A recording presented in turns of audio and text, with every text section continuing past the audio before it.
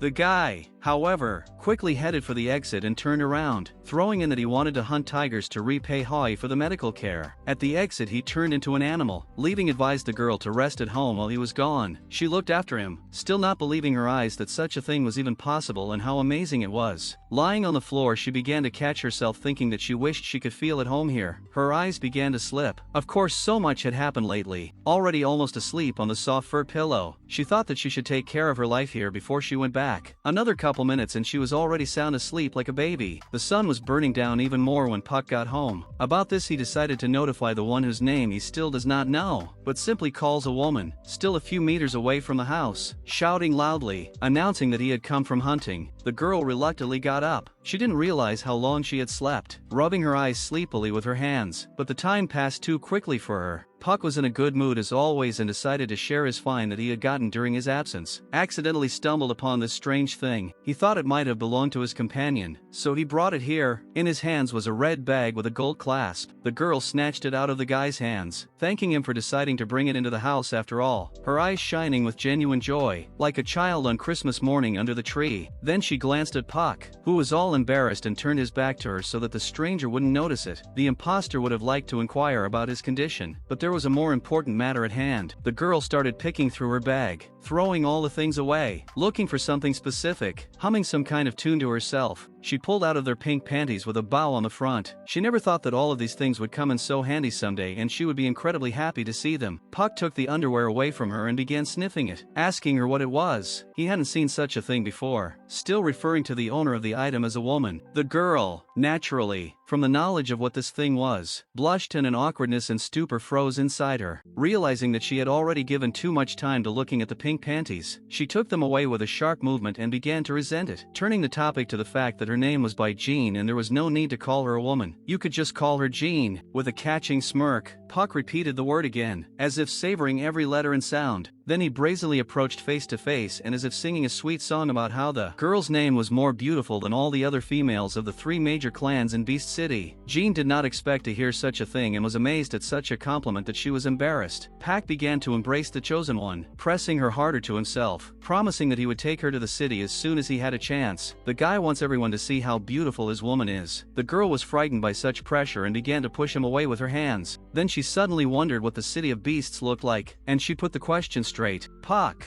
on the other hand, began to explain with a somehow too serious look that the city of beasts was the largest and most diverse in the area. It was a place with many buildings packed together, side by side, in the middle of beautiful green scenery at the foot of the mountains. Though of course compared to the usual, familiar cities, just a small village. But Jean was too interested in why his face had changed so much. The guy directly extinguished in front of his eyes. Did he really have bad memories of the city? She reached her hand out to him, in an attempt to touch him, seeing that expression, but Puck's hand managed to intercept hers and squeezed the girl's hand firmly but without causing pain. Lighting up again with a bright, sunny smile, he expressed his wish that he wanted to make clothes for his chosen one, for her clothes stood out too much. Such a suggestion puzzled Jean a bit, but then, with those same big puppy dog cute eyes, she marveled at the fact that Puck could sew clothes. The guy with a smug face confirmed this information about himself and turned up his nose to order his chosen one to stand up straight so that he could take the measurements. Of course such a self-centered attitude did not please Jean, but in the end she agreed, her beautiful slender figure glistening with tenderness and shyness like the most delicate petal of a flower. But it wasn't her entire silhouette that fell into Puck's eyes, but a particular part of her body that really fascinated him so much that his pupils dilated and his eyes glistened. That part of her body was her breasts, which were covered by a gray dress with a cat-eared neckline. He very brazenly began to pinch her behind her, squeezing her roughly as if he didn't realize it was too uncultured. A shadow of horror descended on her face, the kind of thing Jean hadn't expected from such a sunny red-haired guy who was embarrassed to be thanked for bringing a bag not so long ago. A loud cry of surprise and indignation resounded throughout the green wonderland. Jean jumped away from the guy, poking her finger at him with a scream, asking what the hell he was doing, and Puck didn't understand this reaction. After all, the girl is his female and what's the big deal if he touches a little? In the end, with an embittered, concerned, intense face, she declared that the man in front of him was a pervert. But because of the different universes these two were in, Puck didn't understand the meaning of the word pervert, who it was and why he was called that. He is a cheetah after all. Seeing that Jean moved far away, the redhead asked to come closer, because it depends on the correctness of the measurements. But the girl, after the previous escapades, no longer wants new clothes and to be groped again. Puck stared with incomprehension. The guy never would have thought touching could be so repulsive. He changed tactics and gently began stroking her head and promised with a sweet smile that he wouldn't touch her like that again. And Jean asked again like a naive child. After such a promise, he began to work wonders with fabric and threads at once. Quite quickly and abruptly he finished his work. In front of the couple lay a miniskirt and top, white and black spots. But looking closer at the suit, Jean noticed how crooked the stitches made the guy, where only he had learned to sew so badly. It was embarrassing. Then she glanced at Puck. How had she not noticed before that his clothes were tailored the same way? And judging by the horror of it, she shouldn't have expected anything more, anything special. With a hurt look and folded arms across his chest, the guy asked what this woman didn't like about the update. She thought he'd done a bad job. Jean lied again, saying she really liked her new clothes, pinning them on her, and Puck, like a little child, believed it. The girl giggled sweetly and assured her partner that she would put it on after she took a bath. But suddenly the word bathing froze in Puck's mind for a line too long. An image began to appear before his eyes, and a blush began to surface on his cheeks. His imagination painted Jin's naked body, every inch of her naked body and breasts covered only by her arms, as she steamed from the hot water and softly spoke his name. Puck shook his head, trying to erase the image of his chosen one from his head. She can't go swimming in the river. After all, other men shouldn't see this. He leaned over to her and with a stern look and a note of jealousy and ownership in her face, put Jin to the fact that the girl would wash here and the guy would prepare the water for her. The deceiver had no choice, but still she was concerned about the expression on Puck's face. At what point it had changed so much, as if 100 storm clouds had descended on him, pouring hot water from a pitcher into a wooden trough that looked like a small bathtub, and while doing so asked the guy to leave the room, for she was about to bathe.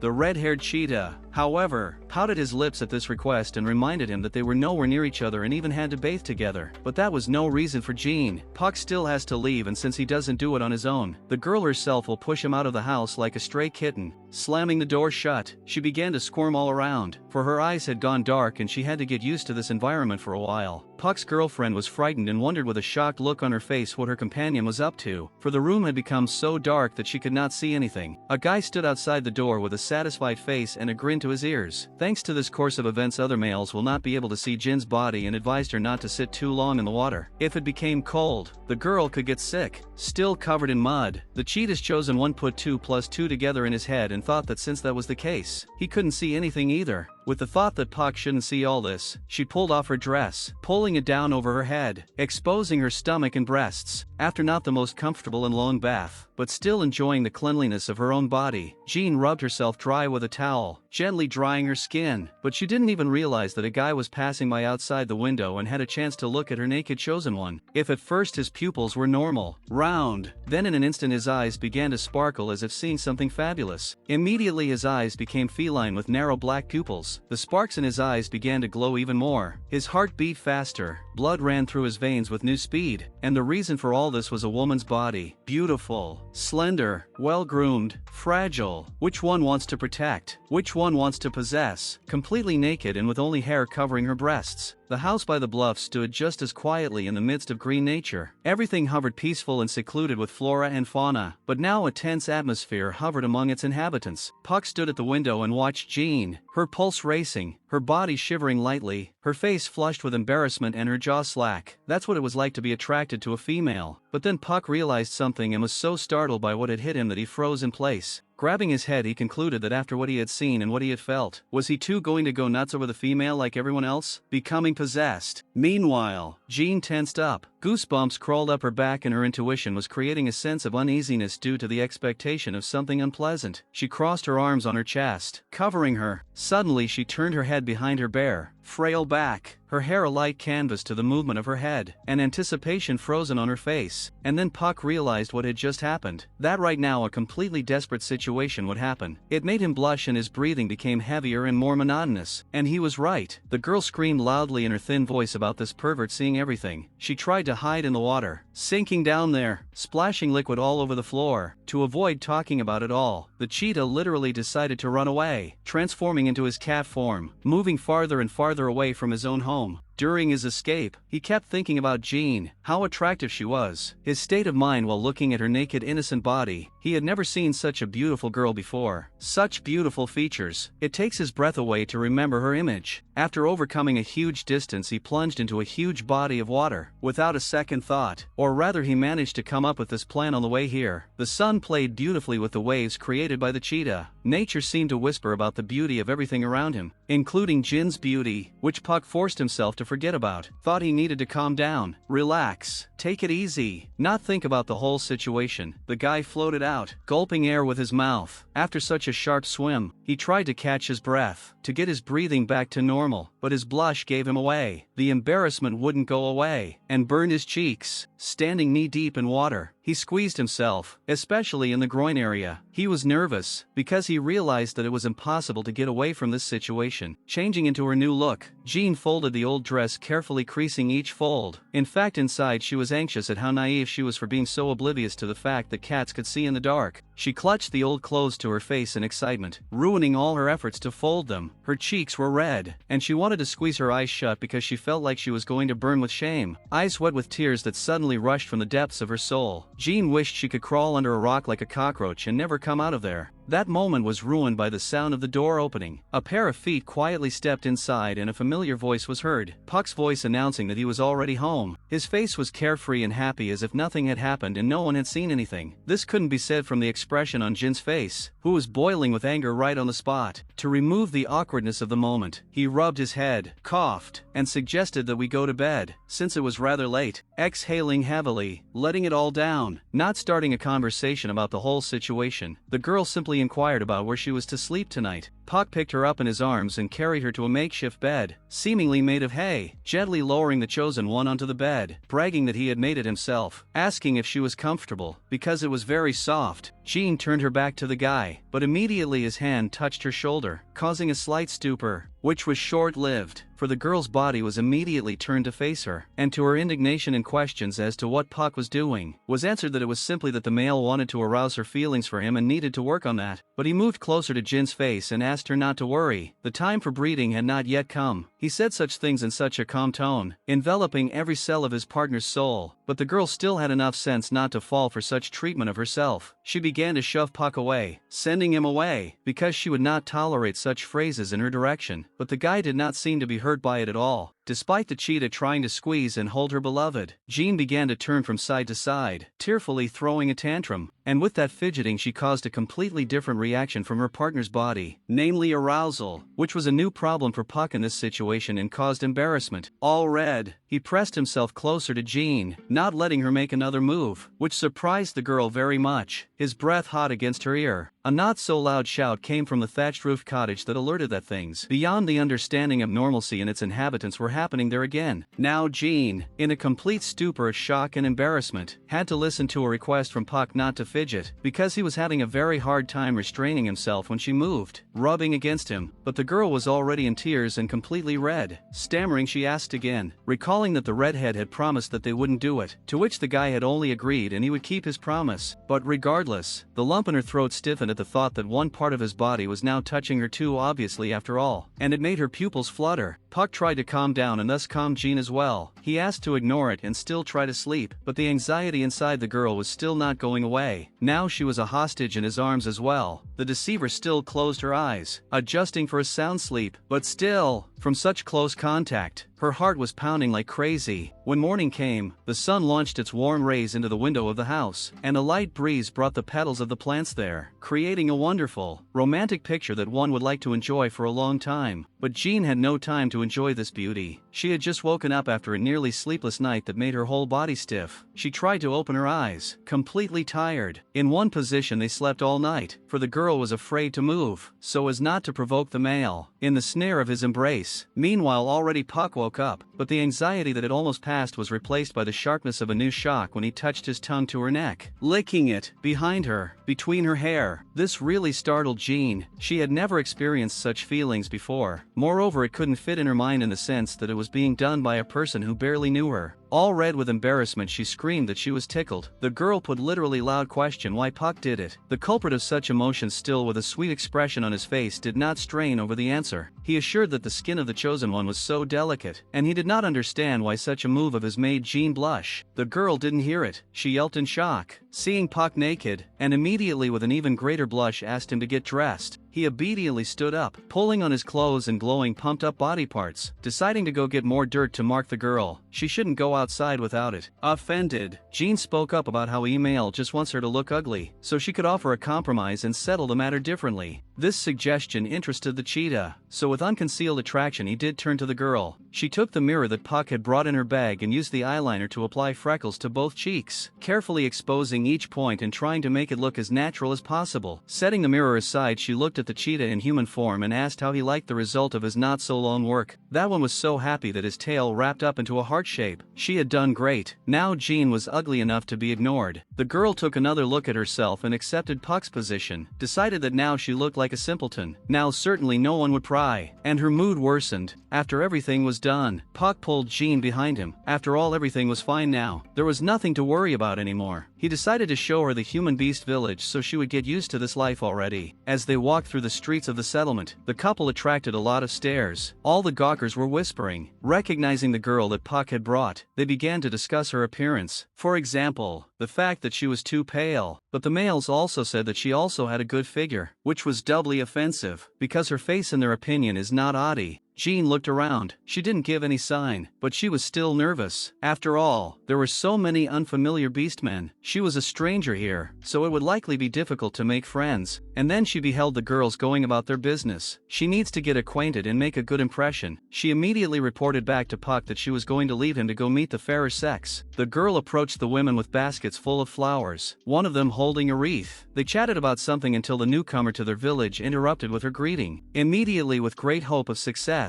Bai Jing introduced herself and offered to chat. One girl seemed very nice. She immediately recognized in the stranger's face the one that Puck had brought here. This female's name is Ifu. Then the same woman pointed to a girl who was surrounded by men who were holding her on her back, kissing her hand, stroking her nego. This was the same Eudora who was not happy to see the new member of their tribe even in the beginning. In her, Bai Jing saw the very image of a rich lady who twists men as she wishes. Just such memories bring back this picture arising in the fantasy of the chosen cheetah. But despite this cliché in her head, the heroine decided to be friendly with her and said hello to Eudora just as kindly. The same female surrounded by guys looked at the foreigner and noticed the spots on her face. It was the thought that she was still a long way from Eudora with that appearance, and it caused an unconcealed snide smile. She only turned up her nose and walked past without making a sound, pondering that one good figure would not be enough to take her place. Eudora brazenly walked up to Puck and, placing her hand on his chest, put it on the sheet that from today she was going into heat, and if he wanted, they could have a mating and the girl would bear him cubs. Immediately, all the males revolted, resenting why Puck was messing with her without a line. Many would want children with this lady. Jean only chuckled softly, covering her smile with her hand, thinking about how poor the local males were, since their place in the mating queue depended on how much the female liked them. But then she shifted her gaze to Puck, who seemed to boil over with anger at the flatness of such a suggestion. The red-haired guy pushed the female away, refusing the offer, assuring her that he appreciated it and was glad she was having offspring this year. He congratulated her wholeheartedly. Yu Dong trembled at the suddenness of this suddenness, anger creeping from the depths of her soul straight out. It seemed like she couldn't bear it and would explode from such a public humiliation. And the girl still couldn't hold back. She flared up at Bai Jing, shouting, asking how this female was better than her. After all, this chosen one of Puck did not even have the mark of a beast, which meant that she was definitely rejected. The victim of this altercation and could not say anything, only folded her arms on her chest in fright and surprise at such a turn of events. It was only now that the entire crowd of gawkers noticed that she was indeed unmarked, as if they had been bewitched before and hadn't noticed the obvious. Now they were shocked, and then a thought popped out of Eudona's mind that could absolutely turn everything upside down for Jean. She suggested that this stranger to everyone might not have a heat at all. Puck's gaze darkened, as if a shadow of doubt had crept into his soul after all, but his anger at the boor who had tried to humiliate his female was stronger. Therefore, he quickly found an excuse for it and angrily began to prove that Jean was still young, so it was no wonder she didn't have the mark of a beast, and anyone who tried to humiliate her because of that would have to deal with him. Such an attitude made Bai Jin's heart grow fonder. She looked differently at Puck. She looked at him as a protector who was willing to always take her side and defend his girlfriend's rights in front of absolutely all of her kin. But despite that, Eudora was still right about something, because humans really don't have heat. It made the female red-haired cheetah's face change to a sly grin. That snide smile also said that she wasn't going to leave it like that and had to fight back against this bitch who had suggested such a thing to her partner right in front of everyone. She said that Eudora is right and Bai Jing is no better than her. The cheetah girl should pay more attention to her partners and show respect. After all, they love her with all their heart. The addressee of this speech stood in a stupor that the newly brought villager was ridiculed for bringing up this topic. The girl, who was a stranger here, was also made up for it by the fact that her conversation partner was ignoring them and trying to procreate with someone else. And in general, in their place, Bai Jing would rather be alone than with someone like Eudora.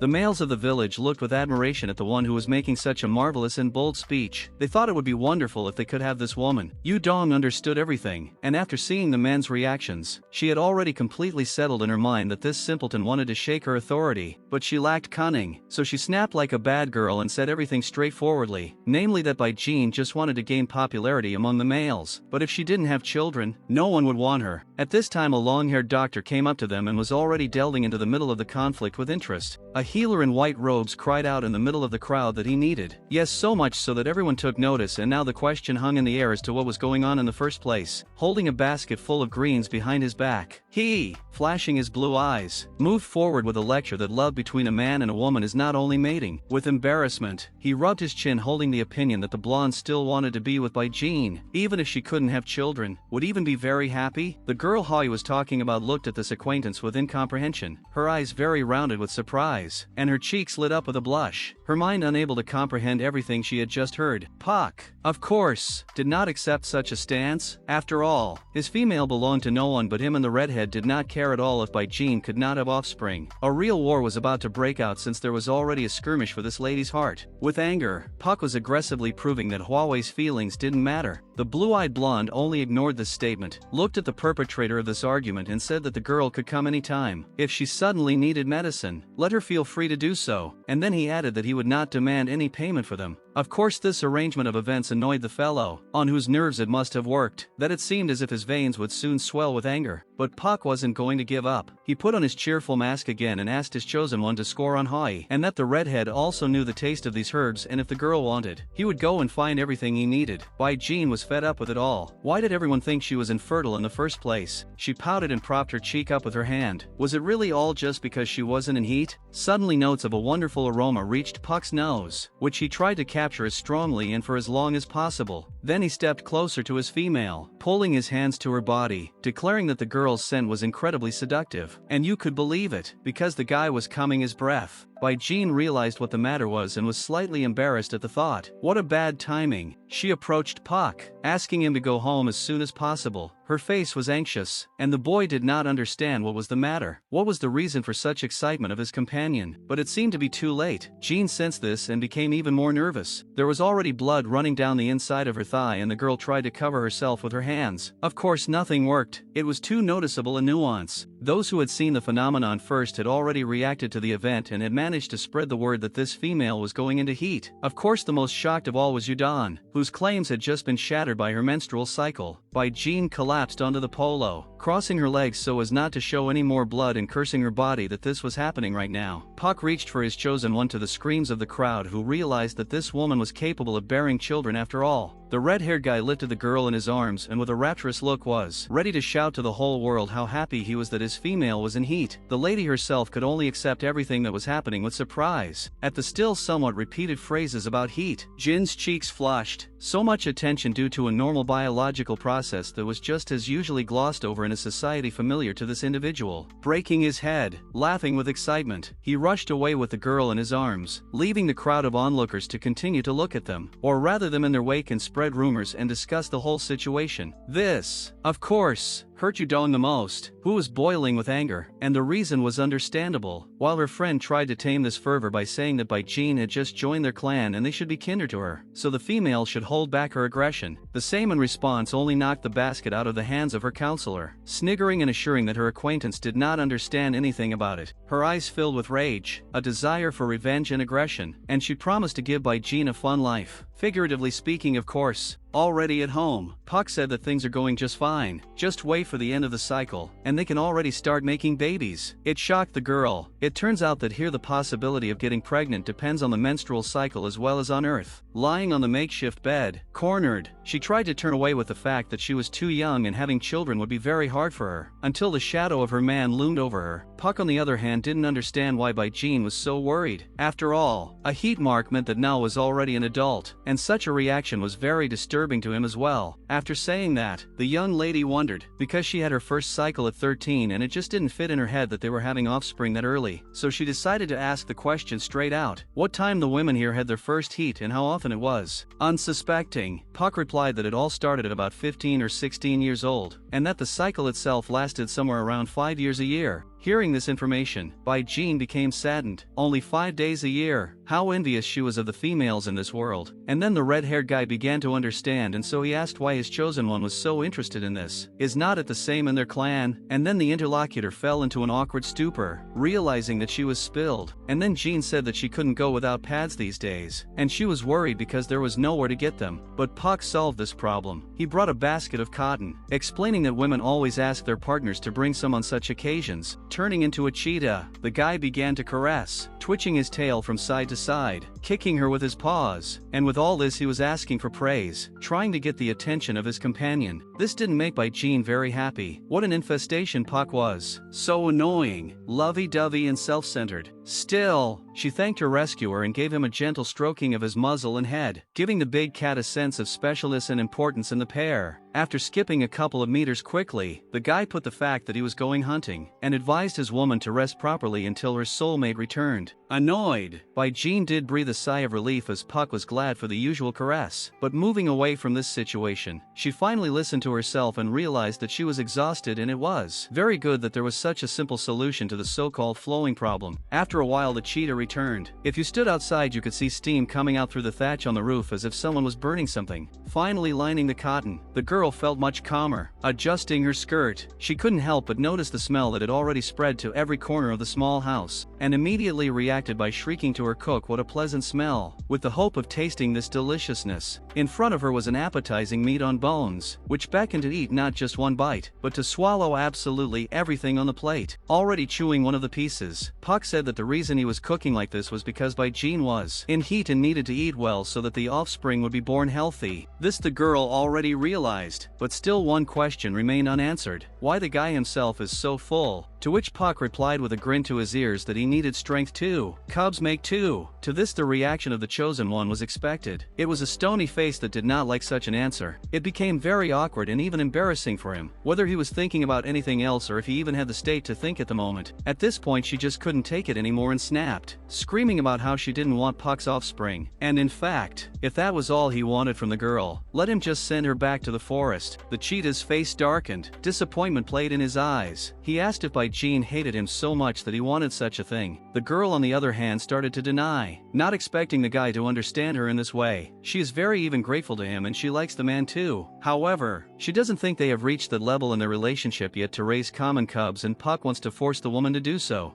she has no choice but to leave. But this all crashed against the wall of arguments of the red-haired cheetah, because in the forest, besides wild animals, there are also wild males, and they will put the young lady on a chain when they catch her. Puck loomed over the girl, and with a grim shadow on his face, he began to intimidate that the wild males would force her to give birth breathlessly and beat Bai Jing if she refused. They certainly wouldn't care about her feelings, and the cheetah had succeeded. It took away her speech. Fear crept into her soul and showed in her eyes huge with fright, and Puck was surprised that his chosen one didn't know about wild males, but he discounted the fact that perhaps she had been raised as a hothouse flower, which is why he erupted into a little lecture about how wild males are males who have been rejected by females, like snakes and lizards, emotionless, cold animals that consider females second-class creatures. This didn't calm Bai Jing's anxiety from not knowing at all, but only increased the fear inside. Of course, it was rare to hear such a creepy thing. Puck asked if his female still wanted to leave. If so, he could help him pack, to which the girl only waved her head negatively. Who in their right mind would agree to leave after such stories? And then the guy's face changed. He had gotten his way. He had planted fear in his woman's heart, and now the simple promise that she would be gentle if she didn't lean. But Bai Jing still didn't agree. She shoved the cheetah away in alarm, asking why he was so impatient. And the cheetah, reaching out to her, explained that there were simply too few cubs in the pack, and the chance could not be missed, or they would have to wait until next year. Immediately the girl crossed out all fears by the fact that her cycle is every month, and she can get pregnant at any time, so there is no need to worry and hurry. Of course Puck didn't believe it, and said with a serious look and declared that there was no such thing, and in all the clans the red-haired cheetah knows, females only heat once a year. Even the monkeys to which his companion had assigned herself. This has become a new trap for Bai Jing. She is that human and no one knows about it, much less they have no idea what kind of monthly torture it is for a woman. So applying her cute looks and puppy dog eyes, she asked them to get to know each other better first, and then, with a good knowledge of her partner, to procreate. And it worked on the guy. He couldn't resist her beauty that he even blushed, embarrassed by his own girlfriend, and the discussion was interrupted by an odor that reached the couple's noses. Puck was interested in what the scent was and what was giving it off. There was a shout from the house that the meat they were cooking was about to burn. While the cheetah tried to somehow fix the food situation, Bai Jing sat down, shrunkenly contemplating the fact that if she couldn't manage to keep him off her back for the rest of these days, the crowd would have to admit that she was human. Strolling through the streets of the village, the girl reflected that Puck's head was only occupied with future cubs, and it was absolutely unbearable to sit alone with him all day long. Her attention was caught by something. She looked away towards the object of her temporary interest. It was Ifu. She was standing by a tree with her back to the girl and holding something in her hands. The girl turned to the female. Ifu recognized Bai Jing and asked her what she was doing here. She was holding a basket with some red hairballs in it, but she replied that it was good to take a walk after eating, so she decided to take a walk. There were babies meowing in a wicker box. They were very cute, and the imposter wondered if they were Ifu's kittens. The interlocutor harshly corrected Bai Jing, because these are not kittens, but her babies, to which the guilty girl asked for forgiveness, because she had never seen little leopards. But Ifu didn't dwell on this misunderstanding. She changed her mood and said that she would like to congratulate her interlocutor on the start of her cycle, and soon she too would have such cute little creatures. These are just like her little leopards. The woman let the children out of the basket and they spread out on the grass, jumping and running, enjoying their childhood. But immediately, Bai Jing sank down and a sentence came out of her saying that she didn't want offspring from Puck after all, immediately becoming saddened. This surprised Ifa. Why would her companion say that? Didn't she like this male? But that wasn't the problem. Seeing the interlocutor's children playing, the girl explained that she was grateful to him for saving her, and the Earth woman's life had changed so quickly and unexpectedly that she was still reeling. The longtime resident of the clan, without being distracted by the pestering of her offspring, tried to convey to Bai Jing that having children was a woman's duty. Besides, there weren't many Beastmen, and they were the only ones who could protect them, so if a girl really likes him at least a little bit, she should try to give him babies as soon as possible. With a sunny smile, she added that the more the better. Despite her joyful attitude, Bai Jing's whole body shrank with anxiety. This was exactly what she didn't want to hear right now. She shrieked that she didn't want to make such a commitment so early. There was a silence of incomprehension. Ifu could not find the words and something to advise in this situation, because, obviously, their worldviews do not agree. Only she wanted to ask some question or put in a word, but she wasn't allowed to. Nervously, realizing what she had just said, Bai Jing interrupted her interlocutor, trying to explain that it wasn't all what she wanted to say. Not that she didn't want children at all, but only with someone she had feelings for. Ifu's advice in this scenario was to just tell Puck about it, but even on that the girl found an excuse that she did, but he wouldn't hear it. Then the native female of the clan coughed, thinking what to advise in such a situation, and actually the idea came, but rather unusual. The man should be frightened. Nature was whispering about love and peaceful resolution of conflicts. Leopards were playing with each other, enjoying the fresh air, and such a proposal did not fit into this atmosphere at all. With horror in her eyes at the slight meanness of this action, Bai Jing reconsidered this course of events. Ifu continued to explain her offer. Simply the girl should say that she would leave him if he tried to take the female by force. The woman spoke of it as easily as if she had pulled such a thing off 100 times. This was what would make him take his chosen one more seriously. Bai Jing interrupted this speech with her question about whether the females here had such an opportunity. And it was true. If women don't like a man, they can leave him, and those who have been dumped will never be able to start a new relationship again, even if they were very good together. Bai Jing realized that this all meant that males were tied to one female for life, quietly dubbing it horror. The planted idea made the girl snicker even more, now seriously considering pulling this plan off in real life. Meanwhile, the house was quiet and peaceful, created by the loneliness of the cheetah in the room. Puck sat by the basket of cotton, moodless, not understanding where his chosen one had gone, where she was. Then he saw such a desirable silhouette and his eyes lit up with a new joy, as if in this man were all the solutions to his problems. It was his beloved Bai Jing. He was so happy to see her. Worrying where it was she was missing, he filled in about it being time for her to change her cotton. With an awkward smile and embarrassment, she thanked her male for his concern, but immediately started a topic she had wanted to talk about for a long time, that she had decided to hold off on mating. This Puck brushed off. It was a shock to the guy what his chosen one was talking about. The consternation was all too evident on his face. He snapped into a shout, demanding her to take back her words. He couldn't understand if Bai Jing really liked someone else. Anger crept up the redhead to the very bowels of his inner world. Winding himself up, he tried to find out the identity of who the male was that she wanted to procreate with, to which the girl tried to reassure the guy that she didn't like anyone else, but she had an ultimatum. If Puck tried to force her, the female would leave the cheetah. Of course the shock displayed displayed on his face. What kind of blackmail was this, and where did she learn such a thing? He decided to ruin this farce by saying that the girl wouldn't dare to do that, but Bai Jing continued her bluff. So let Puck try to take a chance and she would show her seriousness. It seemed that the guy was about to cry. What perfidy, and how could he even fall in love with this woman, who now put such ultimatums? And then the chosen one of the male realized that it was necessary to slightly reduce the speed of her strictness. Immediately her face changed and she turned on her disposition to the cute face again. Her lips began to speak sweet words to the Beastman's ears that it wasn't like she was denying him at all. She just wants them to get to know each other better first and solidify their feelings, and then they can have as many babies as they want. It didn't lessen Puck's shock at how his date could be so cruel, and the girl didn't listen to him at all, only turned around and with an emotionless voice, warning him that if he broke the agreement he could forget about her, walked away. Despite this little quarrel, the man went hunting after all this, and Bai Jing asked to take care of herself, went outside, stretching, babbling about what a good day it was. It would be worth picking fruits and vegetables, because all protein is bad for health and the girl needs vitamins. The grass rustled 6 under her bare feet. She had traveled quite a decent distance, searching for the right products of nature. The foreigner finally found the plant she had been looking for so long. In front of her was a plant with a green stem and dull red leaves. Her eyes lit up with happiness. This flower is so juicy. The girl immediately put it in her mouth. In this heat it's the best thing. Very refreshing. She was happy like a little kid who got to be given a pacifier. Suddenly, she felt the ground go from under her feet. Bai Jing only had time to grab air with her mouth before completely disappearing from view. She had fallen through a hole in the ground that caused her environment to change so drastically. But how could she not notice such a thing? After coming to her senses a bit, she realized that she was sitting on her knees underground, in some kind of cave. After a bit of breathing, the girl was finally ready to perceive everything that had happened and solve this problem. She was afraid of how she was going to get out of here and who had the idea to dig such a deep hole. Bai Jing noticed a huge rock in front of her. The girl thought that she was extremely lucky, because it would help her reach the edge of the pit. Walking a little further, she noticed a large piece of beautiful fabric. Naturally, the question arose as to where it had come from. The lady touched the thing. The fabric was very soft and smooth.